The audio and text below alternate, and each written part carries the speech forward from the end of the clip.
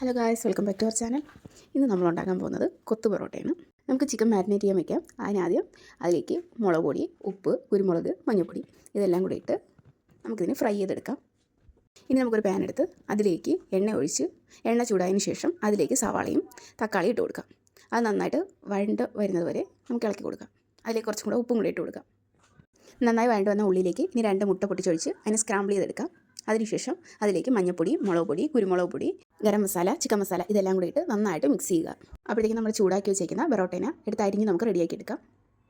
എന്നിട്ട് നമ്മൾ ഫ്രൈ ചെയ്ത് വെച്ചിരിക്കുന്ന ചിക്കൻ പീസിനെ കട്ട് ചെയ്ത് അത് ചേർത്ത് കൊടുത്ത് അതിനുശേഷം നമ്മൾ അരിഞ്ഞ് വെച്ചിരിക്കുന്ന പൊറോട്ടയും കൂടെ ചേർത്ത് നന്നായിട്ട് ഇളക്കുക. അതിനുശേഷം നമ്മുടെ ചിക്കൻ്റെ ഗ്രേവി നമുക്കതിൽ ചേർത്ത് കൊടുക്കാം. എന്നിട്ട് നന്നായിട്ട് നമ്മൾ എന്തെങ്കിലും സ്പൂണോ എന്തെങ്കിലും വെച്ചിട്ട് നന്നായിട്ട് ഇളക്കി കൊടുക്കുക. നമുക്കിപ്പോൾ എന്ത് വെച്ചിട്ട് വേണം ഇളക്കാം, ഗ്ലാസ് വെച്ചിട്ട് വേണമെങ്കിലും ഇളക്കാം. അപ്പം കുറച്ചും കൂടെ കട്ട് ചെയ്ത് നൈസാക്കിയാൽ ഇതുകൂടെ ചെറിയ പീസായിട്ട് കിട്ടും. അത് നമുക്ക് വേണമെങ്കിൽ നന്നായിട്ട് പൊടിച്ച് ആക്കാവുന്നതാണ് ഗ്ലാസ്സൊക്കെ വെച്ചിട്ട്. ഞാൻ അത്രയ്ക്ക് ഒരുപാടൊന്നും ആക്കിയിട്ടില്ല. ഇതിലേക്ക് മല്ലിയില കൂടെ ഇട്ട് കൊടുത്ത് നമുക്ക് ഇറക്കി വയ്ക്കാവുന്നതാണ്.